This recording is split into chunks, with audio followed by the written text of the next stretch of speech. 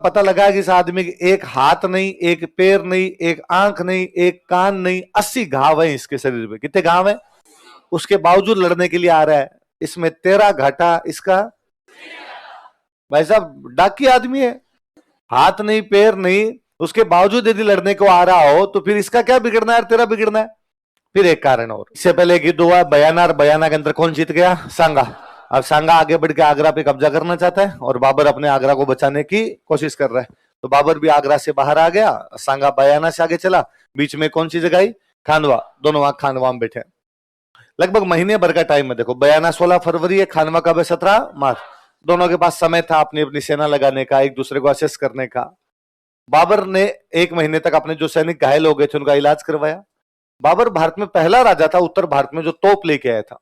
क्या लेके आया था? इससे पहले नॉर्थ इंडिया में किसी ने तोपों का इस्तेमाल नहीं किया था, वो तोपे लेके आया था। तो उसने अपनी तोपे एकदम सही जगह पर वो तोपे लगाई जहां पर दुश्मन पर ज्यादा वार किया जा सके। बाबर की लोकेशन थोड़ी ऊंची, सांगा की लोकेशन थोड़ी नीचे। सांगा के पास में सेना बड़ी थी और बाबर के पास में सेना छोटी थी। बाबर के पास सेना कम थी। महीने भर तक उसने पूरी तैयारी की। 17 मार्च को युद्ध होना है। 16 मार्च के दिन बाबर ने अपने सैनिकों को इकट्ठा किया और सैनिकों को इकट्ठा करके हाउस द जोश। सबने कहा लो सर। हाई नहीं था उनका, लो था, तो तेरा हाई है ना। बाबर वाले सैनिकों का लो हो रखा था। तो बाबर ने पूछा भाई क्या कारण है, भाई क्यों तुम लड़ना क्यों नहीं चाहते? सैनिकों ने कहा देख हमने 1 महीने तक सांगा का पता लगाया। मुसलमान राजाओं में अच्छी बात थी कि वो दुश्मन का पता लगाते पूरा, कि अगला कितने के पानी में है, क्या असला है उसके पास में, कितने सेनापति है, कौन लड़ रहा है कौन नहीं लड़ता, पहले क्या लड़ाइयां की है। क्या पिछले 1 महीने में इस आदमी का पता लगाया तो पता चला कि इस आदमी के सामने आज तक जो कोई आया उसको भगा भगा के मारा है इसने। बाबर ने कहा नहीं पर अपने तो मुगल हैं, अपने कुछ ही कर सकते हैं। उसने कहा अरे ये मेहंदी ख्वाजा सुल्तान मिर्जा भी मुगल ही है। हर महीने भर पहले इनका वीडियो पड़ा, धोतियां खोल ली थी उसने। और फिर क्या इस आदमी का पता लगा कि इस आदमी के एक हाथ नहीं, एक पैर नहीं, एक आंख नहीं, एक कान नहीं, 80 घाव है इसके शरीर पे। कितने घाव है? उसके बावजूद लड़ने के लिए आ रहा है। इसमें तेरा घाटा, इसका भाई साहब डाकी आदमी है, हाथ नहीं पैर नहीं, उसके बावजूद यदि लड़ने को आ रहा हो तो फिर इसका क्या बिगड़ना है, तेरा बिगड़ना है। फिर एक कारण और, बाबर जब आया था 1526 में लड़ने के लिए यहां पे इब्राहिम लोदी से, तब अपने सैनिकों को यह कह के लाया था कि अपने चलेंगे दिल्ली आगरा को लूटेंगे और वहां से धन लेके आएंगे और महिलाएं लेके आएंगे। अब बाबर ने लूटपाट कर ली यहां पर, लेकिन वापस जाने का नाम नहीं ले रहा। सैनिकों को, अब बाबर को तो ठीक है राज करना है, पर सैनिक तो काबुल से आए थे, उनको लगता है यार संदेश से आते हैं दिल्ली जाना पड़ता है। घर वाले याद कर रहे हैं, बाबर अपने को घर पे जाने नहीं दे रहा। फिर उनको लग रहा है इस बार तो घर जाने जैसे बचेंगे नहीं, क्योंकि संगा सबको मार देगा। तो उनको लगा यार जान बचा के चले, कम से कम जीता लूटना था लूट लिया, जीता यहाँ पे लड़ाई करनी थी लड़ाई कर ली। तो बाबर को लगा मरा दिया, ये तो सैनिक तो कोई लड़ने के लिए तैयार ही नहीं। तो बाबर ने कहा कि तुम क्या सोचते हो? बाबर खुद के लिए लड़ता है, उनका सोचते नहीं है, दिख रहा है। और तो किसके लिए लड़ रहा है कि तुम्हें क्या लगता है बाबर साम्राज्य विस्तार के लिए लड़ता है? हाँ। बाबर ने कहा नहीं, ना मैं खुद के लिए लड़ता हूं ना मैं साम्राज्य विस्तार के लिए लड़ता हूं। अल्लाह ताला ने बाबर को फरमाया है कि धरती के इस छोर से उस छोर तक, पहाड़ों में, मरुस्थलों में, सब जगह इस्लाम की पताका लहरा दी जाए। मैं धर्म की लड़ाई करता हूं, मैं जिहाद करता हूं। क्या करता हूं? मुसलमान जो धर्म की लड़ाइयां लड़ते उनको क्या बोला करते? तो उसने कहा मैं जिहाद लड़ रहा हूं, और यदि तुम मेरा साथ दो तो ठीक, नहीं दो तो ठीक। बाबर अकेला लड़ेगा। अगर बाबर अकेला लड़ा और बाबर जिंदा बचा तो बाबर गाजी कहलाएगा। क्या कहलाएगा? ऐसे लोग जो युद्ध की लड़ाइयां लड़ते उनको क्या बोला करते? पर बाबर मर भी गया तो कोई दिक्कत नहीं, मैं शहीद कहलाऊंगा, शहीद हो जाऊंगा। जिंदा रहा तो क्या बन जाऊंगा? गाजी। मर गया तो क्या हो जाऊंगा? मैं क्या करूंगा? जिहाद। और ये इस्लाम की लड़ाई है, धर्म की लड़ाई है। तुम्हें साथ देना हो तो ठीक, नहीं देना हो तो कोई बात नहीं। अब तो इस्लाम की, जिहाद की बातें सुनी तो बाकी फौजियों में थोड़ा जोश है। तो बाबर ने आप बताओ तुम्हारा क्या? इतने में एक फौजी साहब खड़े और उन्होंने कहा 1 मिनट, उन्होंने होल्ड ब्रो, थोड़ा सा 2-1 सवालों के जवाब दे देखे। क्या ये तेरे मुंह से इस्लाम की, मजहब की, अल्लाह की, कुरान की ये बातें अच्छी नहीं लगती? दारूड़ी है। बाबर 1 नंबर का दारूड़ी आदमी था, सारे दिन पीता रहता था। उसकी बाबरनामा पढ़ लो तो जगह जगह लिखा हुआ है, मैं सुबह सुबह उठान, मूड नहीं था, बस शरीर टूट रहा था, क्या करता। फिर 2 पैक लिए। दिन में तो कोई रिश्तेदार आ गए थे, अब उनके साथ खाना खाना बेटा, तो खाना सूखा कैसे खाता, गिला किया थोड़ा कंठ में। शाम को तो मौसम ही थोड़ा ठीक हो गया था, फिर मुझे 2 पैक लेने पड़े। मुगलों में 2 बादशाह भयंकर दारूड़ी हुए, बाबर और जहांगीर। कौन कौन? दोनों ने जीवनी लिखी। पिया हुआ आदमी कुछ ही कर सकता है। किस किसने जीवनी लिखी? दारूड़ी भी कौन कौन? और जहांगीर तो भला आदमी था बेचारा, लिखता है जहांगीर तो साफ साफ कि दिन में लेता हूं 14 पेग, शाम को लेता हूं 6। और वो लिखता है कि पहले मैं नहीं पिया करता था, फिर एक दिन शिकार खेलने गया, वहां मैं बहुत घायल हो गया, थक भी गया था, फिर मेरे साथ कुछ राजस्थान के बंदे थे, उन्होंने कहा सर एक लो देखे, थकान आसपास ही नहीं रहेगी आपकी। तो जहांगीर तो लिखता है कि राजस्थान वालों ने खराब किया मेरे को आके। जहांगीर तो बाद राज करना ही बंद कर देता, जहांगीर की रानी राज करती, जहांगीर की रानी थी नूरजहां, क्या नाम था, तो नूरजहां राज किया करती थी। तो अब जहांगीर किसी ने पूछा कि भाई तू राज ही नहीं करता है, नूरजहां देख रही है शासन, अब क्या पता ठीक चल रहा है काम नहीं चल रहा, थोड़ा देख तो लिया कर। तो जहांगीर का तो डायलॉग है, एक बोतल शराब होवे आधा किलो कबाब होवे, बोलो क्या है, शराब होवे आधा किलो राज नूरजहां दा होवे, बोलो पावे खरा होवे च पावे खराब होवे, पावे खरा होवे च पावे खराब, भले अच्छा हो भले बुरा, राज कौन करे, नूरजहां। अपने को केवल एक बोतल शराब और आधा किलो क्या चाहिए, वैसा वैसा दारूडिया बाबर था। तो फौज साहब खड़े हुए, फौज साहब ने खड़े होकर कहा बाबर तेरे मुंह से अल्लाह की बातें अच्छी नहीं लगती, कुरान शरीफ में यह भी लिखा हुआ है कि मुसलमान के लिए शराब पीना हराम है और तू दारू पीता है। बाबर के हाथ में गिलास था, उस टाइम भी गिलास ही था, बाबर ने गिलास फेंक दिया। बाबर ने कहा बाबर कसम खाता है आज के बाद शराब के हाथ, कहीं उनका सर वो अंदर पेटी पड़ी है, फेंक दो सारी सारी फेंक दो। बाबर ने सारी शराब क्या कर दी, पिंकवाद। एक फौजी साहब और खड़े और उन्होंने कहा रुक रुक एक मिनट और रुक, कुरान ये भी कहती है या इस्लाम ये भी कहता है कि मुसलमान व्यापारियों से कर नहीं लेना चाहिए, क्या नहीं करना चाहिए, किससे, मुसलमान व्यापारियों से कर नहीं लेना चाहिए। और बाबर एक कर लिया करता था तमगा, कौन सा करता, अरे यार तू तमगा कर लेता है। बाबर ने कहा बाबर कसम खाता आज के बाद किसी भी मुसलमान व्यापारी से कौन सा टैक्स नहीं लेगा। अब बताओ हाउस दा जोश, अब की बार सबने कहा आई सर, सब लड़ने के लिए एकदम तैयार हो गए। तो लिखो बाबर की तरफ से तैयारी। सांगा क्या कर रहा है, सांगा जानता है कि इस बार लक्ष्य बड़ा है, अपने को दिल्ली और आगरा पर कब्जा करना है, इसलिए सांगा राजस्थान के लगभग सभी राजाओं को लेटर लिखता है और सबको कहता है कि सारे के सारे कौन से युद्ध में लड़ने के लिए आ जाओ, खांडवा। ये जो लेटर लिखा करते थे, लेटर को बोलते हैं चिट्ठी पत्री, तो उसके लिए अपने एक शब्द था उसको बोलते पाती परवन। क्या बोलते, पाती का मतलब वही लेटर, परवन मतलब वही भेजना। तो सांगा ने क्या किया युद्ध से पहले, पाती परवन किया। पाती परवन का मतलब लेटर पे। महमूद लोदी का कल हमने पढ़ लिया था, इब्राहिम लोदी वाला भाई महमूद लोदी सांगा के साथ में था। कुल मिला कहने का मतलब है कि हसन खान मेवाती महमूद लोदी दोनों किसकी तरफ से लड़ रहे हैं, किसकी तरफ से, बाबर भले ही कह रहा हो हिंदू मुसलमान की लड़ाई है, जिहाद है, लेकिन सांगा की तरफ से ऐसा कुछ भी, सांगा के साथ में हिंदू भी थे और सांगा के साथ में मुसलमान। सांगा की सेना बड़ी है और बाबर की सेना छोटी, पर बाबर के पास में क्या है, तोपे। क्या है बाबर के पास में, तोपे। एक तरफ बाबर ने अपनी सेना लगा रखी है और बाबर ने आगे लगा रखी है भाई अपनी तोपें लगा रखी है उसने। इधर आपके दूसरी तरफ सेना किसने लगा रखी है, आपकी सांगा। सांगा की खूब सारी सेना है, बड़ी सेना है। सांगा के जितने सेनापति हो अपने अलग अलग खड़े हुए सब अपनी सेना लेके, कि मान लो रतन सिंह चुंडावत हरावल में तो वो अपने 4000 आदमी लेके यहाँ खड़ा है, वागड़ का उदय सिंह अपने 7000 आदमी लेके यहाँ खड़ा है, मारवाड़ वाला मालदेव को 4000 बंदे लेके यहाँ खड़ा है, आमेर वाला पृथ्वीराज अपने 2000 बंदे लेके यहाँ खड़ा है, बीच में खुद सांगा खड़ा है, यहाँ पर कोई और आदमी मान लो ईडर वाला खड़ा है, यहाँ को चंदेरी का खड़ा है, सब लोग अपने अपने लोकेशन लेके खड़े थे, सब अपने अपने जगह खड़े, बीच में सांगा, आगे रतन सिंह चुंडावत ये सब लड़ रहे हैं। अपने यहाँ पे सिस्टम ये था कि जो जैसे वागड़ का उदय सिंह अपने 7000 आदमी लेके आया है, तो एक तो उदय सिंह खुद युद्ध करने के लिए जाएगा, ये नहीं कि उसको सैनिकों को लड़ने के लिए भेज दे, खुद पीछे बैठा रहे। मुसलमान राजाओं में खुद युद्ध करने जाते ही नहीं थे, वो केवल पीछे बैठे बैठे देखते। देख लो सल्तनत में इतने राजा हुए, उनमें एकमात्र इब्राहिम लोदी जो युद्ध में लड़ते हुए मारा गया, बाकी युद्ध के अंदर जाते ही नहीं थे, वो केवल पीछे बैठे बैठे देखते कि भाई अब तू चला जा, अब तू चला जा। अपने राजा को खुद युद्ध करने के लिए जाना पड़ता था, अपने राजा नहीं जा सैनिकों को तुम चले जाओ, क्यों, हमारे ऐसी क्या पड़ी है जो तुम चले जाओ, तुम पीछे बैठा रहेगा और हम चले जाए, तो वो भी खुद जाके लड़ता था। तो अपने दिक्कत ये थी कि वागड़ का उदय सिंह अपने 7000 आदमी लेके आया। अब यदि वागड़ का उदय सिंह लड़ाई शुरू होने के 7 मिनट में मर गया, गोली तो किसी की लग सकती है ना, तो उसके 7000 आदमी हम लड़ाई नहीं करेंगे, वो कहेंगे भाई हम किसके साथ आए थे, उदय सिंह, उदय सिंह तो मर गया, बस तो चलते हैं। अब हम किसके ऑर्डर फॉलो कर रहे थे, उदय सिंह, अब हमें ऑर्डर देने वाला बचा नहीं। तो अपने ये था कि अलग अलग सेना अपने अपने सेनापति की साथ ही खड़ी रहती। बाबर लेके आया था तोपे, शुरुआत में तोपों के हमले होने शुरू हुए। अपने वालों को एक तो ये समझ में नहीं आया, आउट ऑफ सिलेबस था, नॉर्थ इंडिया में तोपें लाए कौन था, बाबर इससे पहले तोपें देखी हुई थी, उनको लगा ये क्या हो रहा है अचानक, तो उनके समझ में नहीं आया। अब वो तोपों के प्रहार से आगे आगे वाले कमांडर उठ गए, आगे आगे वाले कमांडर मरने लगे तो सेना भागने लगी। अब ये सैनिक, ये सेना इधर से निकलती जा रही है, ये सेना निकल, जो भी आगे खड़े थे उनकी सेना निकलती हुई जा रही है। तो एक तो ये खतरनाक माहौल हो गया। दूसरा, अपने यहाँ पे सेना में हाथी बहुत ज्यादा हुआ करते। क्या ज्यादा होते? हाथी। हाथियों की लड़ाई थी, अपने हाथी लेके जाते। हाथियों के लिए भी आउट ऑफ सिलेबस आया था मामला, और वो धमाके सुने भयंकर से, इसलिए हाथी बेचारे पागल हो गए और हाथी इधर उधर भागने लगे। तो हाथी अपने अपने सैनिकों को कुचलने शुरू हो गए थे। तो सेना मर रही है, सेनापति मर रहे हैं, सेना बाहर छोड़ के जा रही है, हाथी कुचल रहे हैं, इसलिए सेना इधर उधर तितर बितर होती जा रही है।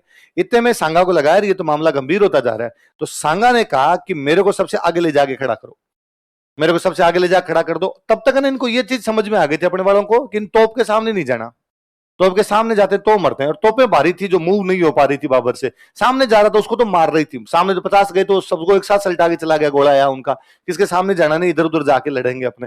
इसलिए सांगा ने कहा मेरे को सबसे आगे ले जा खड़ा करो। लोगों ने कहा सर आप घायल हो, 80 घाव लगे हुए, हाथ नहीं पैर नहीं, आप क्या करोगे सबसे आगे जाके? सांगा ने कहा नहीं, मैं सबसे आगे जाके लड़ूंगा, जो पीछे सेना खड़ी उसको दिखेगा कि सबसे आगे जाके कौन लड़ रहा है, राजा। सेना का कॉन्फिडेंस बढ़ावा रहेगा और सेना को लगा राजा लड़ रहा है तो हम भी लड़ेंगे। और सांगा ने पूरा मोर्चा दोबारा संभालिया, आगे जाके लड़ने लग गया। बाबर ने देखा कि यार ये तो मामला वापस ऊपर पड़ता जा रहा है, ये तो वापस संभल गए। अब बाबर की एक चीज समझ में आई कि सबसे आगे आगे कौन लड़ रहा है, सांगा। और उसके दिमाग में यदि सांगा मर गया तो ये सारे वापस चले जाएंगे ना। जब एक सेनापति के मरने पे उसके साथ वाले 1500 आदमी चले जाते हैं, तो सांगा के मरने पे तो पूरी सेना जाएगी। तो उसने अपने एक 2000 लोगों की टुकड़ी थी, उनको तीर कमान थे उनके पास, उनको कहा सारे के सारे तीर सांगा पे मारे जाए। तो कहा भाई सांगा को मारना इतना सरल भी नहीं, उसके पास में जाके मारते तो वहां पर भी उसकी सेना खड़ी है, वो हमें मारेगी।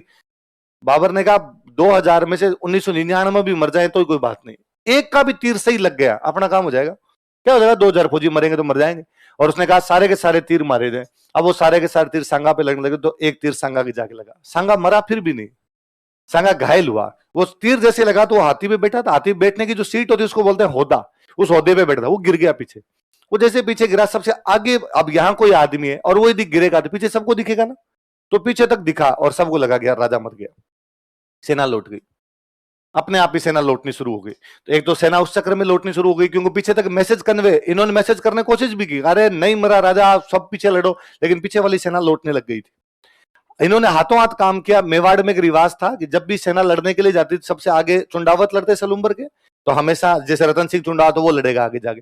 वैसे ही था कि मान लो राजा किसी भी वजह से घायल हो जाए और युद्ध छोड़ के बाहर चला जाए, तो उसकी जगह सादड़ी का झाला आके लड़ेगा।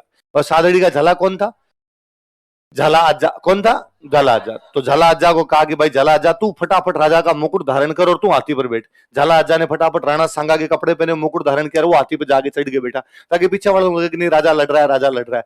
इतने में बाबर अपना एक और नया तरीका लाता है। बाबर के एक लड़ने का तरीका था, उसको बोलते तुलगुमा। क्या बोलते? कल मैंने बताया था बाबर अफगानिस्तान से आया था, तो अफगानिस्तान सॉरी बाबर वहां से आया था उज्बेकिस्तान, और उज्बेकों के लड़ने का जो तरीका था वो कौन सा था, तुलगुम। अपने लड़ाइयां ये थी कि एक बंदे से एक बंदा लड़ेगा, आमने सामने लड़ाई, मैन टू मैन फाइट। मैं तलवार हूं तो सामने वाला मेरे पास तलवार वाला होना चाहिए, वो लड़ेगा। और अपने थोड़े से इस मामले में बड़े आदर्शवादी भी थे कि मैं तलवार से लड़ रहा हूं सामने वाले से, और सामने वाले की तलवार टूट गई तो मैं खड़ा हो जाता कि तेरे पास हथियार नहीं तो मैं नहीं मरूंगा, और मैं उसको कहता तू हथियार लेके आजा फिर मैं लड़ूंगा। कई बार ये होता अगला कहता मेरे पास हथियार है ही नहीं, तो मेरे पास दो है तो मैं देता अगले एक के ले, फिर अपने लड़ते हैं। अपने ऐसा नहीं हुआ कि भाई कोई नीचे गिरा हुआ और उसको मार दिया जाए, ना, ये भावना ही नहीं थी। बाबर ये सब समझते नहीं थे। अब अपने वाला एक आदमी से एक आदमी से लड़ रहा है, तो बाबर की तुलगुमा पद्धति कहती है एक आदमी इधर से भी जाओ और इससे लड़ो। तो उसने, अब आमने सामने क्यों लड़ाई हो रही है, उसने एक टुकड़ी इधर से उतारी, एक टुकड़ी इधर से उतारी, इस टुकड़ी ने भी अटैक करने शुरू कर दिया, मतलब तीन तरफ से घेरा गया, सामने से युद्ध हो रहा है, दाएं तरफ से भी आएंगे और बाईं तरफ से। अब मैं सामने वाले बंदे से लड़ रहा हूं, इतने में एक तिरछा एक बंदा आके मेरे से लड़ने लगता, तो मेरे को तो ये नहीं समझ में इधर से आया क्यों। तो मैंने पहले उसको कहा कि चिटिंग है चिटिंग, इधर से आओ, गलत तरीका है गलत, इधर से क्यों आ गए तुम लोग। इतने में वो मार मुर गए। तो एक तो तोपों से लोग मर गए, सेनापतियों के मरने की वजह से सेना वापस लौट गई, हाथियों के पागल होने की वजह से सेना कुचल दी गई, सांगा के घायल होने का कारण पीछे तक मैसेज गया नहीं, सेना लौटने लग गई, तुलगुमा की वजह से खूब सारे लोग मर गए। तब तक सेना बाद में सांगा वाला मैसेज ढंग से पहुंच ही नहीं पाया और धीरे धीरे सेना वापस लौट गई। कुल मिला के युद्ध किसने जीता, बाबर। किसने जीता, बाबर। और जीतने के बाद उसने उपाधि धारण की गाजी। क्या उपाधि धारण की, और सांगा घायल होकर बाहर गया, तो अपनी तरफ से इधर से युद्ध को लीड किसने किया। फिर देखो बयाना की लड़ाई कब हुई थी, 16 फरवरी। खानवा कब हो रहा है, 17 मार्च। भाई साहब आपने 1 महीने का टाइम क्यों दिया, जैसे ही बयाना समाप्त हुआ, बाबर की सेना को समय नहीं मिलता, हाथों हाथ अटैक कर जाते। ना तो बाबर को संभलने का मौका मिलता, ना बाबर को तोपे लगाने का मौका मिलता, ना बाबर को आपके बारे में पता करने का मौका मिलता। और जो हारे हुए हो उस टाइम हराना मनोबल डाउन होता है, हराना और इजी हो जाता है। पर सांगा ने बाबर को युद्ध की तैयारी का क्या दे दिया था? समय। अपने यहाँ पे हथियार बहुत भारी भारी रखते थे। अभी भी आप सुनेंगे तो इस प्रकार की बातें सुनेंगे कि फलाने राजा की तलवार इतने किलो की थी, फलाने राजा का भाला इतने किलो का था, मतलब भारी हथियार रखते। जबकि बाहर से जो भी लोग आते इन्होंने हथियार कैसे रखने शुरू कर दिए? हल्के, बहुत हल्की हल्की तलवार रहती है। और युद्ध में भारी हथियारों की तुलना में अच्छे क्या काम आ रहे थे? हल्के। बाबर जब भारत में आया था तो भारत में दो बड़ी पावर हुआ करती थी, एक तो अफगान और एक राजपूत। कौन कौन दो पावर थी? अफगान और राजपूत। अफगानों का राजा था इब्राहिम लोदी और राजपूतों का राजा था सांगा। अच्छा, अफगानों को वो पानीपत के पहले युद्ध में हरा चुका था, बाकी वाले अफगान किसके साथ में आ गए थे? सांगा। और खानवा युद्ध में अफगान भी हार गए, राजपूत भी हार गए, दोनों हार गए। तो बाबर के लिए भारत में राज करना आसान हो गया, कठिन हो गया? यदि सांगा नहीं हारता तो क्या बाबर इतना इजीली राज कर पाता? अच्छा, खानवा में देख लो कितने सारे राजा एक साथ गए, मतलब राजस्थान के राजा मिलजुल के लड़ रहे हैं। इसके बाद राजस्थान के राजा कभी भी मिलजुल के नहीं लड़े। तो खानवा अंतिम युद्ध है जिसमें राजस्थान के राजाओं में क्या दिखाई दी थी? एकता। दोबारा इस प्रकार की राजाओं में एकता कभी भी दिखाई नहीं दी। देख लो, सांगा लास्ट राजा है अपने राजस्थान का जो दिल्ली को डायरेक्ट चैलेंज कर रहा है। उसके बाद डायरेक्ट किसी ने भी दिल्ली को चैलेंज नहीं किया। मैंने आपको उस दिन ही बताया था, देखो सांगा बाड़ी जाके लड़ रहा है ना? तो मतलब आप आगरा के एकदम पास में पहुंच गए। खानवा, खानवा कितना पड़ता है भाई आगरा से? लगभग वही 60-70 किलोमीटर का डिफरेंस इनका। मतलब राजधानी है अगलों की दिल्ली और आगरा, वो दिल्ली के आसपास के 200 गांवों पे कब्जा कर लेता है और वो इधर आगरा के पास में बयाना का किला जीत लेता है, बाड़ी में जाके लड़ रहा है। इसका मतलब उनके इलाके में जाके मार रहा है। इसके बाद भी राजस्थान वाले लड़े, ये नहीं कि लड़े नहीं है। हम पढ़ेंगे अकबर से महाराणा प्रताप लड़ रहे हैं, अकबर से आपके चंद्रसेन लड़ रहा है मारवाड़ का, अकबर से सिरोही का राजा सुल्तान लड़ रहा है, औरंगजेब के खिलाफ मेवाड़ महाराणा राज सिंह लड़ रहे हैं, औरंगजेब से दुर्गादास राठौड़ लड़ रहे हैं। पर ये सब तब लड़े जब औरंगजेब मेवाड़ में आ गया, जब औरंगजेब मारवाड़ के अंदर आ गया, अपना घर बचाने के लिए लड़ रहे थे। यहां सांगा सामने जाके लड़ रहा है। सांगा यदि जीत जाता खानवा के अंदर तो दिल्ली आगरा पे कब्जा कर लेता। तो सांगा अंतिम राजा जिसने दिल्ली को चैलेंज किया था। सांगा के बाद राजस्थान का कोई भी राजा दिल्ली को डायरेक्टली चैलेंज नहीं कर पाया। खानवा के युद्ध में सांगा घायल हो गया, खानवा का युद्ध बाबर जीत गया, बाबर की सेना लौट गई। सांगा का इलाज करने के लिए दौसा में एक जगह पड़ती है बसवा। कौन सी जगह? तो सांगा को बसवा लेकर आए। कहां पे लेके? बसवा। यहां सांगा को होश आया। होश आया, सांगा ने पूछा भाई क्या हुआ? तो भाई युद्ध तो अपने हार गए। सांगा बसवा से चला जाता रणथंभौर। कहां चला जाता है? अब सांगा रणथंभौर के किले में बैठा है। सांगा बड़ा ही उदास है रणथंभौर के किले के अंदर, बाहर ही नहीं निकलता, लोगों से ज्यादा बातचीत भी नहीं करता है। इन्हीं दिनों में सांगा को समाचार मिला कि बाबर चंदेरी जा रहा है लड़ने के लिए। बाबर कहां जा रहा है? क्योंकि चंदेरी का राजा कौन था? मैदिन राय। मैदिन राय किसका दोस्त है? सांगा। खानवा युद्ध में भी भाग लेने के लिए सांगा की तरफ से आया था। इसलिए बाबर को था कि मालवा पे कब्जा करना है तो किसको रहना पड़ेगा? मैदिन राय। उसको लगा मैदिन राय को हराते हैं, एक तो मालवा पे कब्जा होगा, चंदेरी वाली जगह पे कब्जा होगा, दूसरा ये किसका सहयोगी है? सांगा। सबक सिखाते हैं सांगा का साथ कैसे दे सकता है। इसलिए बाबर किसके लड़ने के लिए जा रहा था? किससे लड़ने के लिए? मैदिन राय। मैदिन राय कहां का राजा है? और सांगा को जैसे पता चला कि बाबर कहां पे जा रहा है? चंदेरी, उसने कहा अपने भी चंदेरी चलेंगे, बाबर से लड़ेंगे।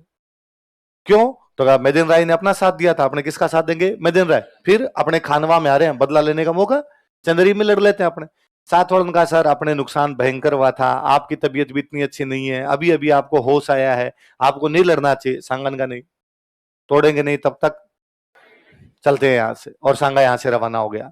साथ वाले फिर रास्ते में समझाते रहे। फिर रास्ते में यूपी में गांव पड़ता है इरीच। कौन सा गांव है? वहां साथ वालों ने फिर कहा सर देख लो, वापस चल लेते हैं, थोड़े दिन बाद में बाबर को हरा देंगे, आप थोड़े ठीक हो जाओ, थोड़ी शक्ति और बटोर लें, फिर लड़ लेंगे। सांगन का नहीं, नहीं, सांप रहे खाइडो ना अदितवार का दावा है।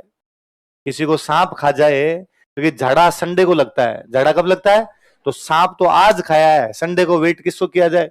आज का आज लड़ेंगे भाई साहब। अब जब चंदेरी जा रहा था, अब कब लड़ते हैं अपने? तो सांगा वहां से जिद करता है कि अपने चलेंगे। साथ वालों को लगा कि सांगा जाएगा, सांगा खुद भी मरेगा और अपने को भी मरवाएगा। तो साथ वालों ने सांगा को जहर दे दिया खाने के अंदर। कहां पे?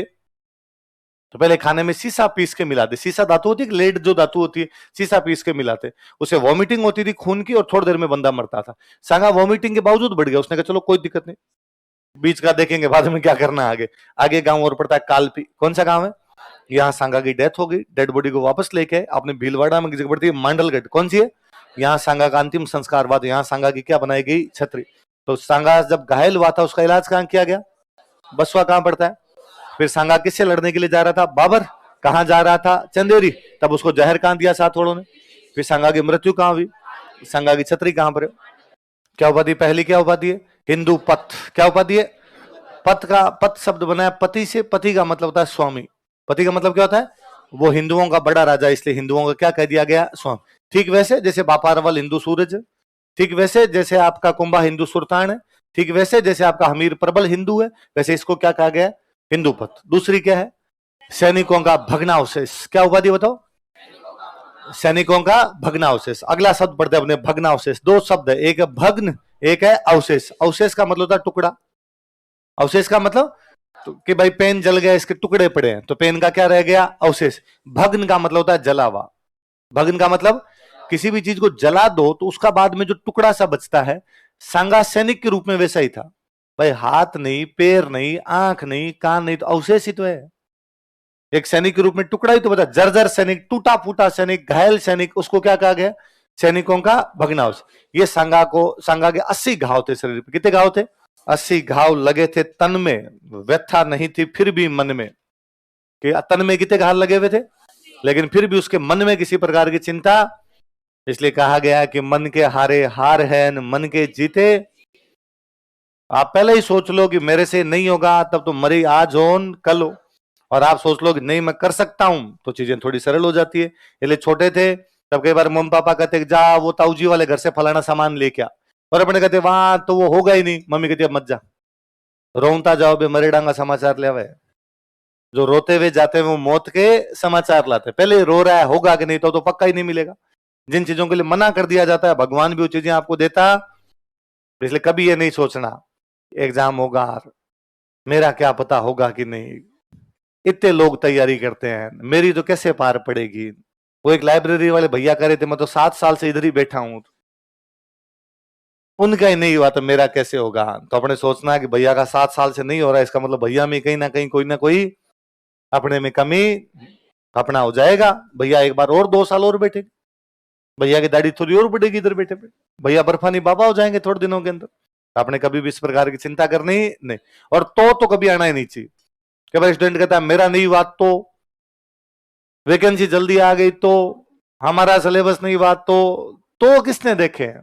तो का तो ये है कि मैं गाड़ी लेके जाऊं, कोई ट्रक वाला ठोक जाए तो इसका मतलब थोड़ी पैदल पैदल यूं छुपता छुपता जाऊंगी, ट्रक पास में मत जाना, है ना, क्या पता अंदर ठोक जाए तो इतना पहले अपने को डरने की आवश्यकता नहीं, तो सांगा से सोचने की आवश्यकता है ना, कि सांगा घायल अवस्था के अंदर भी लड़ने के लिए चला गया था। और इसीलिए ऐसे लोगों की बातें की जाती।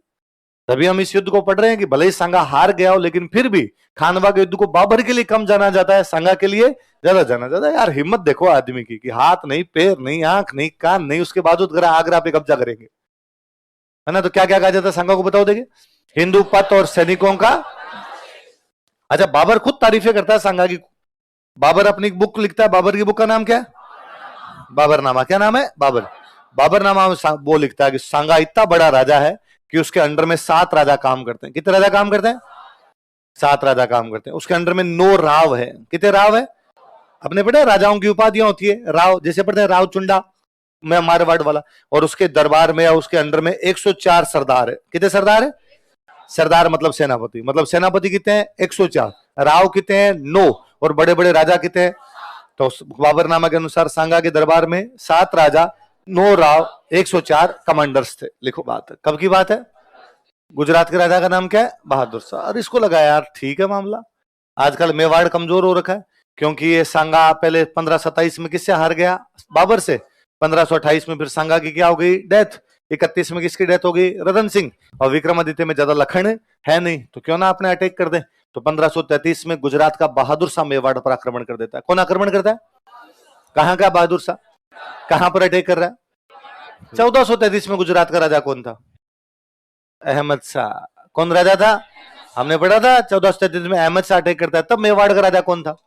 मोकल। 1537 में गुजरात से कौन कर रहा है? कौन कर रहा है? कुंभा के टाइम में मेवाड़ गुजरात का राजा कौन है बताओ? कुतुबुद्दीन शाह। कौन था? कौन था? मोकल के टाइम में? सांगा के टाइम में? मुजफ्फर शाह। कौन था? दोबारा दो, मोकल के टाइम में कौन था? कुंभा के टाइम में? सांगा के टाइम में कौन था? मुजफ्फर शाह। और अब विक्रमादित्य के टाइम में देश का गृह मंत्री कौन है आपके?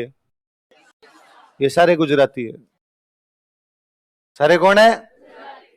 ये शाह गुजरात का सरनेम है। शाह कहां का सरनेम है? बस ये ऊपर वाले सारे मुसलमान है, अमित शाह जैन है। हम पढ़ते हैं रणकपुर वाले मंदिर किसने बनवाए? धरणक शाह। किसने बनवाए? जो जैनों वाला कीर्ति स्तंभ 7 मंजिल वाला किसना? जीजा शाह। तो जीजा शाह, धरणक शाह, अमित शाह सारे जैन है। तो शाह या तो गुजरात का सरनेम है, गुजरात में भी अलग अलग कम्युनिटी लगाती है, मुसलमान भी लगा लेते हैं, जैन भी लगा लेते हैं। आई बात समझ में? तो जैनों का भी सरनेम है। तो आप बताओ, थी इंटेलिजेंट थी, कर्मावती जानती थी कि लड़ाई करने का कोई मतलब नहीं है। अभी हम 3-4 नुकसान झेल चुके हैं, इसलिए कर्मावती संधि करती है और बहादुर शाह कहती है हम तेरे को एक किला दे देंगे, रणथंभौर। कौन सा किला? सवाई माधोपुर में अपना रणथंभौर पड़ता है। ये पहले इन मेवाड़ वालों के पास था, उन्होंने कहा हम रणथंभौर दे देंगे, तू हमसे क्या कर ले? संधि। बहादुर शाह को लगा बिना लड़ाई के अपने को क्या मिल रहा है? रणथंभौर। उसने रणथंभौर लिया, बिना लड़ाई के क्या कर, वापस चला गया। लिखो अब सुनना, देखो थोड़ी बात। राजस्थान के साउथ में लगभग ये अपना मेवाड़, मेवाड़ के साइड में आपका क्या पड़ा है? गुजरात। इधर आपके राजस्थान के साइड में पड़ा आपका मालवा। बहादुर शाह कहां का राजा आपका? बहादुर शाह कहां का राजा है? गुजरात। पर बहादुर शाह शक्तिशाली था, बहादुर शाह ने मालवा पे भी कब्जा कर रखा है। कहां कब्जा कर रखा है? मतलब बहादुर शाह गुजरात का राजा भी है, बहादुर शाह इस टाइम कहां का राजा है? मालवा। और अभी अभी बहादुर शाह कहां कब्जा करना चाहता है? मेवाड़। कहां कब्जा करना चाहता है?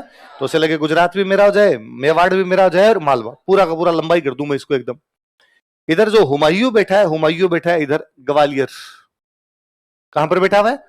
मेवाड़ से अपने ऊपर की तरफ, मध्य प्रदेश के अंदर जगह कौन सी है आपकी? ग्वालियर। तो हुमायूं कहां बैठा है? ग्वालियर। इसलिए मेवाड़ वाले किसके पास मैसेज करते हैं? ग्वालियर। भाई तू आ, और तू आके और हमारी क्या कर? रक्षा कर। ये समाचार जो हुमायूं के पास पहुंचा, हुमायूं को डिसीजन लेता नहीं लेता, पर इधर ये बहादुर शाह को भी पता चला कि मेरे खिलाफ ये किसको बुला रहे हैं? हुमायूं को। तो बहादुर शाह ने हुमायूं के पास मैसेज किया कि हुमायूं तू आ मत जाना रे, फर्जी आदमी, तू मुसलमान मैं मुसलमान, दोनों आपस में भाई भाई हैं, हिंदुओं की सहायता करने कहां आ रहा है? इसलिए हुमायूं इनकी सहायता करने के लिए नहीं है। पर हुमायूं ने दूसरा दिमाग लगाया। हुमायूं दिमाग लगाया कि बहादुर शाह कहां का राजा है? गुजरात। कब्जा कहां कर रखा है? मालवा। अभी कब्जा करने के लिए कहां बैठा है? मेवाड़। तो अंग्रेज कहां पर हो रखा है? मेवाड़। तो खाली क्या पड़ा है? मालवा। तो उसने मालवा पे कब्जा कर लिया। उसने कहा मरने दो, आपस में लड़ो तुम, मुझे नया किसी की सहायता करनी, नया कुछ और करना, मैं कहां पर कब्जा करता हूं? तो वो कहां पर कब्जा कर गया? मालवा पे कब्जा कर गया आपने। कुल मिला के वो इनकी सहायता करने के लिए नहीं है। अब वो सहायता करने के लिए आया था, अब तो लड़ना पड़ेगा मेवाड़ वालों गुजरात से। अब इनकी सेना कम और बहादुर शाह की सेना ज्यादा, तो इनको पता था ऐसी स्थिति में क्या करना पड़ेगा? साका। तो फिर मेवाड़ वालों ने क्या किया? साका। तो मेवाड़ का कौन सा साका होगा? एक रानी को पता है कि भाई मैं अब जलूंगी, है ना, मैं अब मर जाऊंगी। हिंदू धर्म कहता है कि भाई व्यक्ति को धर्म पूर्ण करना चाहिए ताकि मरने के बाद उसके काम आए। पर हमें लगता कर लेंगे यार, कल कर देंगे, परसों कर देंगे, अगले दिन कर देंगे, और एक दिन मौत आ जाती है, हम ऐसा कुछ भी कर नहीं पाते। पर किसी को पता ही चल जाए कि अभी 5 घंटे बाद मरेंगे, तो आदमी करना ही चाहेगा। तो रानियां जब जौहर किया करती तो खूब सारा दान करके जाती, अपने पास की जमीनें, आभूषण सब कुछ बांट के जाती कि लो भाई ये दान पुण्य किया जाए। तो कर्मावती ने उस समय जमीनों के दान दिए। किसके दान दिए? तो जमीन का दान देंगे तो लिख के देना पड़ेगा, ये जमीन इसको दी जा रही है, ये जमीन इसको दी जा रही है। जैसे अपने नॉर्मल भाषा में बोलते हैं पट्टा, पट्टा बोलते हैं अपने पास, प्लॉट का पट्टा होता है, जमीन का क्या होता है? पट्टा। तो पट्टा किस, एक कागज होता है, कागज पे लिखा होता है राजस्थान सरकार द्वारा ये जमीन फलान जी के नाम की जाती है, यही तो होता है। इतने बाई इतने का प्लॉट, इतने बाई इतनी जमीन, खसरा नंबर इतना फलान जी को दिया जाता है। तो अब तो अपने पास कागज है। कोई आगे पूछे जमीन में तुम क्यों बैठो, आपको तो मेरे पास पट्टा है, दिखा, आप कागज दिखा देते हो। पहले कागजों पे नहीं लिख के देते, पहले तांबे की प्लेट होती, तांबे की पतली पतली प्लेट होती, उस पर खोद के देते बाकायदा, ये जमीन इसको दी जा रही है। उन तांबे की प्लेट को बोलते ताम्रपत्र। क्या बोला करते? कॉपर प्लेट बोलते, ताम्रपत्र बोलते। भीलवाड़ा में एक जगह पड़ती है पुर, कौन सी जगह है? वहां से हमें एक ताम्रपत्र मिला, इसलिए नाम ही क्या हो गया उसका? पुर ताम्रपत्र। सन लिखा हुआ है बाकायदा उससे, कब का वो? 1535। और उसमें लिखा हुआ है कि रानी कर्मावती ने जौहर से पहले जमीन फलान जी को दान में दी थी। कोई पूछे कर्मावती ने जौहर किया, ऐसा कौन से ताम्रपत्र में लिखा हुआ है? पुर ताम्रपत्र कब का है? इसका मतलब कर्मावती ने जौहर भी कब किया? 1535। लिखो। अब साहब केसरिया कौन करे? तो हमने पढ़ा पहले साके में, तो केसरिया किसने किया था? रतन सिंह। रतन सिंह कौन था? राजा। अब राजा कौन है? विक्रमादित्य। उसमें लखन हो तो कर्मावती को संभालना ही क्यों पड़े? उल्टा इस लड़ाई से पहले कर्मावती बूंदी की रानी थी, सॉरी बूंदी की राजकुमारी थी। कहां की राजकुमारी थी? शादी मेवाड़ हो रखी, राजकुमारी कहां की थी? बूंदी। तो उसने इस लड़ाई से पहले अपने दोनों बेटों को, विक्रमादित्य को और छोटे वाले उदय सिंह को, अपने पीहर भेज दिया था। पीहर कहां था उसका? तो विक्रमादित्य इस टाइम कहां पे? तो आपका साहब लीड कौन करे? तो किले में सबसे सीनियर आदमी है वो लीड कर ले। उस समय जो सबसे सीनियर था वो था देवलिया का बाघ सिंह। वो कौन था? आप याद करो, खानवा का युद्ध देखो, खानवा के युद्ध में एक लिस्ट बनाइए, वो देखो आप। वो बाघ सिंह खानवा के युद्ध में जिंदा बच गया था। तो उसको कहा, बाघ सिंह जी आप सीनियर आदमी हो, लड़ाई लड़ने का एक्सपीरियंस भी है, तो आपके नेतृत्व में क्या किया जाएगा? केसरिया। तो केसरिया किसके नेतृत्व में हुआ? बाघ सिंह कहां का था? देवलिया को आजकल क्या बोलते हैं? प्रतापगढ़। क्या बोलते हैं? प्रताप। तो मेवाड़ में राजा को क्या बोलते हैं? दीवान। उस दिन दीवान वाली जगह पर कौन बैठा? बाघ सिंह। वो कहां का था? इसलिए इसका नाम पड़ा देवलिया दीवान। क्या नाम पड़ा? इसलिए बाघ सिंह को क्या कहा जाता है कि उस दिन देवलिया वाला क्या बन गया था? दीवान। और वहां किले के अंदर ये उस केसरिया को लीड करता है। और वहां किले में एक दरवाजा, उस दरवाजे का नाम है पांडु पोल। क्या नाम है? पोल का मतलब होता है दरवाजा। पोल का मतलब क्या होता है? तो ये पांडु पोल पे लड़ता हुआ मारा गया था, उसको छतरी भी कहां बनेगी? लिखो। अब कंडीशन क्या है? बहादुर शाह कहां का राजा है? गुजरात। पर वो कब्जा कहां पर कर गया? मेवाड़। पर उसके हाथ से क्या निकल गया? मालवा। क्या निकल गया? और अब वो कहां पर आके बैठा है? कहां पर बैठा है? मेवाड़। हुमायूं कहां बैठा है? मालवा। गुजरात का राजा कौन है? बहादुर शाह। अब हुमायूं ने दिमाग लगाया कि बहादुर शाह कहां का राजा है? गुजरात। कब्जा करके कहां बैठा हुआ है? मेवाड़। तो गुजरात खाली पड़ा है। तो लगा मैं चला जाऊं। तो जैसे इसको पता चला इधर कि इधर कौन जाना चाह रहा है? हुमायूं। तो ये बेचारा भाग के वापस गुजरात जाता है। अपने किसी बंदे को छोड़ता है कि तू मेवाड़ संभाल, तू चित्तौड़ संभाल, मैं वापस क्या संभालता हूं जाके? गुजरात। हुमायूं को पता चला कि बहादुर शाह वापस कहां चला गया? गुजरात। हुमायूं वापस अपने यहां से दिल्ली चला गया। उसने कहा मरने दो, मालवा अपना। अब कंडीशन क्या? गुजरात बहादुर शाह का, चित्तौड़ में बहादुर शाह के बंदे बैठे, और मालवा पे कब्जा करके कौन चला गया? मुकुल मिला के बहादुर शाह को मेवाड़ मिला, लेकिन हाथ से क्या निकल गया? मालवा। गुजरात के इस साइड में ये पूरा अरब सागर है, अरेबिक सी है, अरब सागर का पानी आ गया। तब तक अरब सागर में कब्जा कर गए थे पुर्तगाली। कौन कब्जा कर गए? Vasco D gamma. 1498 में भारत आ गया था वास्को डी गामा, और उन्होंने इस पानी पर पूरे पर कब्जा कर लिया। वेस्टर्न कोस्ट, पश्चिम की तरफ जो भी पूरा पानी है, इस पे पुर्तगालियों का कब्जा। पानी में यदि कोई बिजनेस करने जाएगा हमें टैक्स देगा। इसलिए गुजरात के राजा की पुर्तगालियों की आपस में लड़ाई चल रही। गुजरात का राजा कह रहा है टैक्स मैं लूंगा, पुर्तगाली कह रहे हैं टैक्स हम लेंगे। तो यहां गुजरात के और महाराष्ट्र के बीच में दो जगह पड़ती है छोटी छोटी, दमन और दीव। नाम सुने दमन और दीव? अब वो दमन और दीव को लेके पंगा, पुर्तगाली के दमन दीव हमारे, और इधर ये कहे बहादुर शाह के दमन दीव मेरे। तो पुर्तगालियों ने बहादुर शाह कहा कि तू हमसे बातचीत करने के लिए आ। तो बहादुर शाह पुर्तगालियों से बातचीत करने के लिए गया। तो पुर्तगालियों ने कहा कि चलो समुद्र में घूमते घूमते बातचीत करते हैं। तो जहाज में बिठा के बहादुर शाह को समुद्र में लेके गए, बीच में ले जाके फेंक दिया। तो आरपीसी का सवाल है कि भारत के कौन से राजा को पुर्तगालियों ने समुद्र में फेंक कर मार दिया था? किसको मार दिया? बहादुर। ये मेवाड़ वाले को पता चला कि बहादुर शाह को तो पुर्तगालियों ने समुद्र में फेंक दिया, तो यहाँ जो बहादुर शाह के बंदे बैठे थे मेवाड़ वालों, उनको कूट दिया, भागो यहाँ से। जब तुम्हारा राजा मर गया, तुम यहाँ पे क्या कर रहे हो? तो कुल मिला के मेवाड़ वापस क्या हो गया? आजाद। मेवाड़ वापस मेवाड़ वालों के पास आ गया। गुजरात वालों का शासन क्या हो गया? समाप्त। पर अब मेवाड़ वालों के पास दिक्कत, अब संभाले कौन? पहले तो कौन संभाल रही थी? कर्मावती, वो तो मर गई। जितने सीनियर आदमी थे वो सारे के सारे साके में मर गए। अब कौन संभाले? तो कहा विक्रमादित्य संभालेगा। तो विक्रमादित्य में लखन होते तो पहले कर्मावती क्यों संभालती? तो विक्रमादित्य से छोटा और था एक उदय सिंह। कौन था? तो उदय सिंह को दे दो। किसी ने कहा यार उदय सिंह को दे तो दे, पर समस्या दूसरी है। 27 में अपने खानवा में नुकसान है, 28 में सांगा की डेथ हो गई, 31 में रतन सिंह की डेथ हो गई, 35 में अपने गुजरात से हार भी गए, कर्मावती की डेथ हो गई। इतने लगातार झटके लगे, नया नया राजा बनेगा, स्थितियों को संभाल नहीं पाएगा। इसलिए एक बार बीच में थोड़े टाइम के लिए किसी बंदे को संभलवाते हैं, थोड़े दिनों बाद अपने उदय सिंह को बनाएंगे। तो अब कौन बचा ही नहीं अपने पास, किसको दिया जाए? तो एक बंदा था इनके पास में, बनवीर। क्या नाम था? हमने पढ़ा उड़ना राजकुमार पृथ्वीराज, ये उसकी दासी का बेटा था।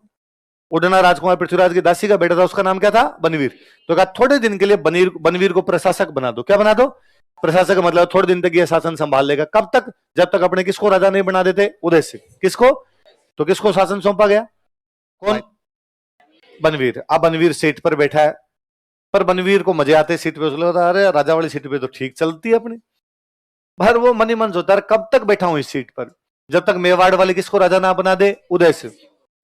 तो दिन जी में है कि मैं उदय सिंह को मार दूं तो फिर तो मैं ही राजा रहूंगा। पर उसके दिमाग में कि ना यार, यदि उदय सिंह को मार भी दूंगा तो मेवाड़ वाले विक्रमादित्य को बना देंगे, भले कितना ही बेलखनाओं पर ये कह देंगे टेढ़ा है, पर मेरा है, सांगा का बेटा तो है, ये विक्रमादित्य को बना दे। तो उसके दिमाग में आगे विक्रमादित्य को भी मार दूं तो दो भाई है, एक विक्रमादित्य एक उदय सिंह, ये दोनों मर जाए तो फिर मेवाड़ वालों के पास मेरे अलावा कोई भी ऑप्शन। तो उसने एक दिन विक्रमादित्य को मार दिया। किसको मार दिया? आगे की कहानी आपने छोटी क्लासों में पढ़ी कि जब बनवीर विक्रमादित्य को मार रहा था, एक नौकर ये सब देख लेता है, वो भागकर पन्ना के पास जाता है। किसके पास जाता है? पन्ना धाय मां थी। पन्ना क्या थी? क्या थी? पहले राजकुमारों को पालने के लिए महिलाएं हुआ करती, उनको बोला करते धाय मां। क्या बोलते कि भाई रानी कहती है रानी के बच्चे हैं, रानी के बच्चे कौन संभाले? तो एक कोई महिला होगी, उन महिलाओं को क्या बोला करते? धाय मां। जैसे आप यूं मानिए कि भगवान कृष्ण की मम्मी कौन थे? देवकी। कौन थे? देवकी। पर उनका पालन पोषण किसने किया? तो यशोदा दाहे मां है।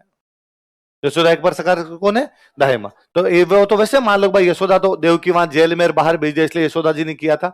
पर रानियों की होती थी, महिलाएं होती जो बच्चों को संभालती, उनको क्या बोला करते? दाहे। जैसे अपने एक अभी भी गांव में कभी आपने सब सुना, वे महिलाएं जो डिलीवरी करवाती उनको बोलते हैं दाई। दाई, वो दाई शब्द इससे बना है।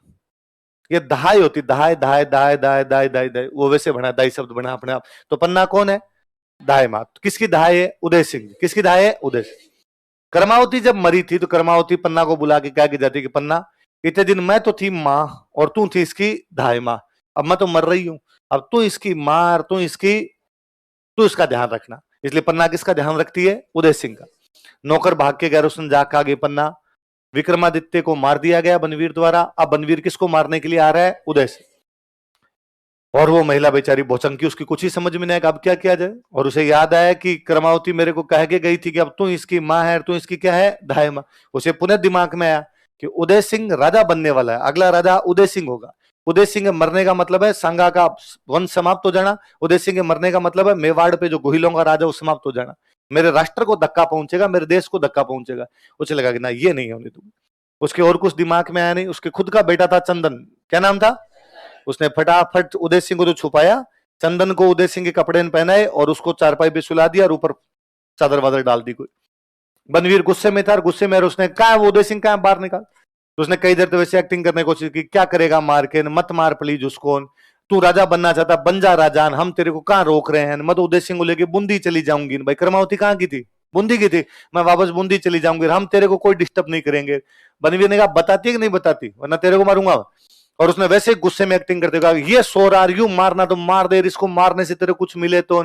अब बनवीर ने वो चादर उगाड़ के देखा नहीं, उसने चंदन को मार दिया। पन्ना उदय सिंह को बचाने के लिए अपने बेटे का बलिदान दे देती है। ना भूतो ना भविष्य थी। ऐसे उदाहरण दुनिया में कहीं नहीं है कि किसी महिला ने अपने राष्ट्र को बचाने के लिए, अपने राजा को बचाने के लिए अपने बेटे का बलिदान दे दिया। ऐसा महान त्याग यदि किसी ने किया तो किसने किया था? इसलिए मां पन्ना सदैव प्रातः स्मरणीय है। उन्हें सुबह सुबह याद किया जाना चाहिए कि राष्ट्र बचाने के लिए कितना बड़ा त्याग उस महिला ने कर दिया था। किसका बलिदान दिया? चंदन। किसको बचाने के लिए? देखो अब बनवीर तो वहां से चला गया मार के। थोड़ी देर में अंधेरा सोने वाला था। थोड़ी देर बाद पन्ना उदय सिंह को बाहर निकालती है, वहां से दोनों रवाना होते हैं, चंदन की लाश का अंतिम संस्कार करते हैं। पन्ना आती है टोडा। कहां पर आती है? टोडा के राजा को आगे उसने कहा कि हमें शरण दे। टोडा के राजा ने कहा ना पन्ना, कल को बनवीर को पता चल गया, बनवीर मुझे उल्टा लटकाए और मेरी पार नहीं पड़े। कोई गाड़ी घोड़ी चाहिए तुम्हें, कोई घोड़े चाहिए तुम्हें, पैसे चाहिए, ले जाओ, तुम यहां से निकलो। पन्ना यहां से जाती है डूंगरपुर। कहां जाती है? उसने डूंगरपुर के राजा का तू शरण दे, लेकिन डूंगरपुर राजा ने कहा ना भाई हमारी पार नहीं पड़े। पन्ना को लगा अब क्या करें, कहां जाए। तो पन्ना को लगा मेवाड़ की संकटकालीन राजधानी कौन सी? कुंभलगढ़। मेवाड़ का राणा कौन? उदय सिंह। अब राणा पे संकट आया तो अपने कहां चलना चाहिए? कुंभलगढ़। इसलिए पन्ना कहां आती है? कुंभलगढ़। उस समय जो कुंभलगढ़ का किलेदार है उसका नाम है आशा देवपुरा। क्या नाम है? जो कुंभलगढ़ का किला संभालता है उस बंदे का नाम क्या है? पन्ना उदय सिंह को लेकर आशा देवपुरा के पास है। आशा देवपुरा को आखा कि आशा देवपुरा तू हमें किले में शरण दे। आशा देवपुरा ने कहा जल में रहकर मगर से बेर, पानी में मगरमच्छ से बेर नहीं किया जाता। मैं मेवाड़ में बैठ के तुम्हें बनवीर के खिलाफ शरण कैसे दूं? मेवाड़ का राजा बनवीर है अब। और उसने कहा ये मेवाड़ के राणा की राजधानी है संकटकालीन, राणा उदय सिंह। उसने कहा ना झूठी बात नहीं, अब राणा बनवीर ही है और वो बैठा हुआ है वहां पे, और मैं आपको शरण नहीं दे सकता। ये बात आशा देवपुरा की माता को पता चली। आशा देवपुरा की माता बाहर आई, उसने आगे समझाया कि ये किला सांगा हमें दे के गए थे और आज सांगा का बेटा बाहर खड़ा है और तुम मंगते आदमी अंदर आने से मना कर रहा है।